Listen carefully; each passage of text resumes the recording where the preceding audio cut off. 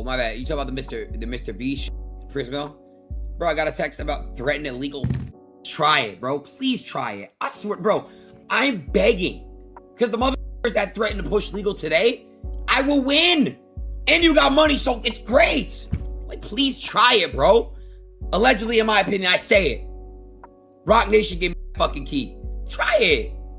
I'm not worried or bothered. A charity stream raised millions for clean water and ended with legal threats. Let that sit for a second. Not drama, not clout chasing, not a subtweet. Lawyers over a stream where people were supposed to be doing good. How does something that starts with the best intentions on the internet end in the darkest place? Because here's what nobody's actually asking.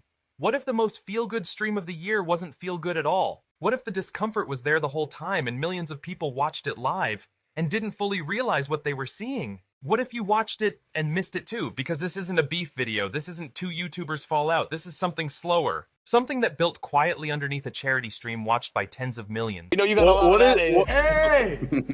What is this?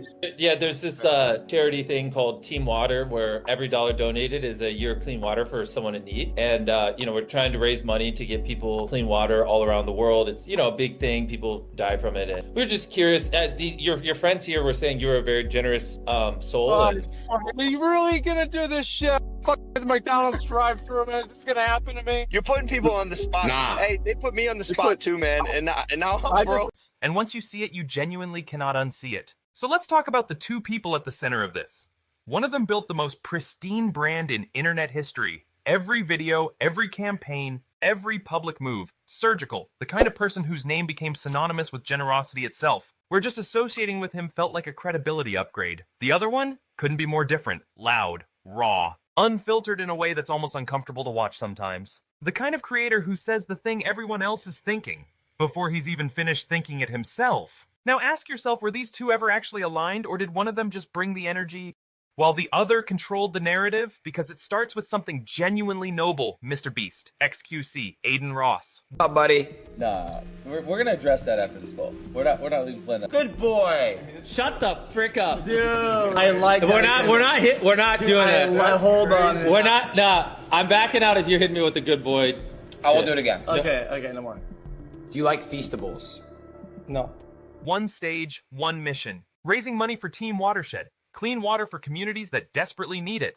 Nobody questions the cause. The cause is real. The cause matters, but the way it was run, that's where something starts to feel wrong. Here's a detail that gets glossed over constantly. Several streamers had already committed their donations before the stream even started. Private agreements, comfortable numbers, done. So why were they being announced publicly? Why were names being called out live in front of millions at the exact moment it's most difficult to say no? Because there's a difference. A real, meaningful difference between choosing to give and being positioned to give, between generosity and the performance of generosity. Weird.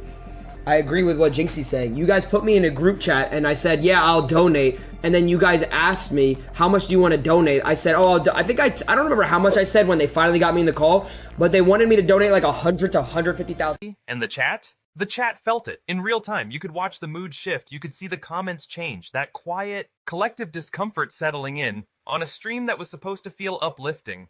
Why? One streamer reportedly got nudged toward $100,000, maybe $150,000. Another donated $50 and looked almost apologetic doing it. Apologetic for donating to charity. And I apologize to every streamer that or every single public figure that I pressured.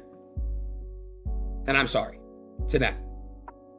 And Jimmy, I will apologize to you if you show the proof of the water. It's been almost a year, and I've said this. You don't even have to do it to me. Do it for the people that are saying it's fake, where the water. Please.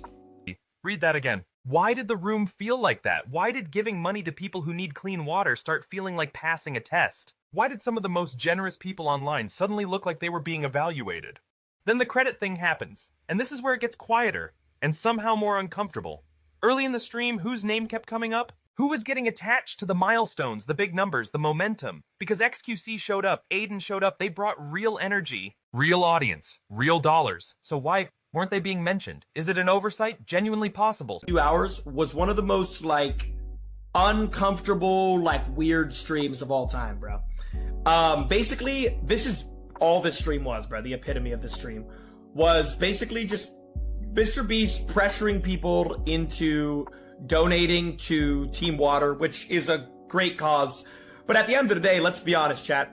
If Team Water raises, whatever, like $100 million, who gets the credit for it, bro? Who's gonna make the tweet and say, oh, this is Team Water and we raised this amount of money?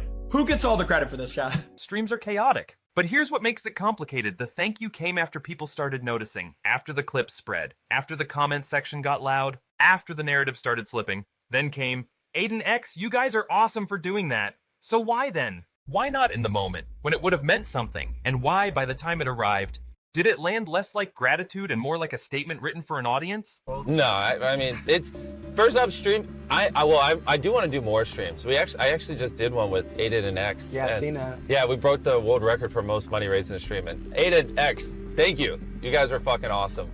Now, the math $1 equals 1 year of clean water. Said clearly. Said confidently. Said on a stream with tens of millions watching. So $5 million means 5 million years of clean water? Does that math actually hold? What happens when people open a calculator? What happens when the numbers get questioned publicly and the response is silence? That's when Adin stops playing along. And this right here is the moment the whole story pivots.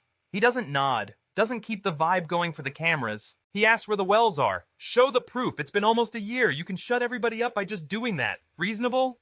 Completely. Anyone watching millions of dollars move should be asking exactly that. And if there's videos and pictures of the wells being built and that's different. So where are they? This does not fucking count. This is something you see in a fucking textbook at school. What the fuck, dude? No. Where is it? Where is it? It's 41 million years of water. I know I'll probably get texts and calls, but I don't care. This is a shit show. And I got fucked. From my opinion, I did. Don't care my perspective, I did. It was a great stream, I don't take that back. But could have been done better. But why did asking that question change everything between them? Why did two people who seemed genuinely cool go cold the moment proof entered the conversation? What lives in that silence? Because then comes the text Adin Ross, on stream, telling his audience he received a legal threat. Not a vague warning, not someone said something. A legal threat. The internet genuinely didn't know what to do with that, because that's not content, that's consequence. There's that threaten to push legal today. I will win! And you got money, so it's great! Like, please try it, bro.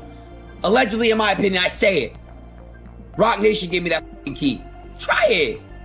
I'm not worried or bothered at all. And I'll just keep running my mouth and talking.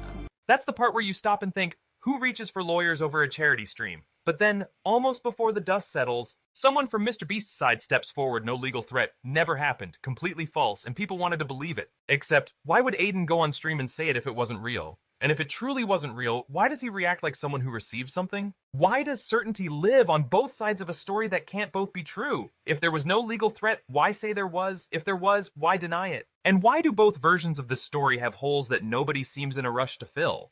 Here's the part that actually keeps this interesting. Not long ago, MrBeast was essentially untouchable. The charity, the scale, the image, nobody pulled the thread, because why would you? So when did that change? When did people start looking closer? Is this stream a single bad moment?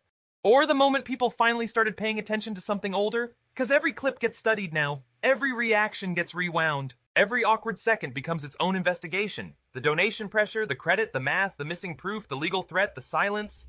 None of it resolved, none of it explained, and Adin Ross, based on everything he's put on record, is not done talking about it.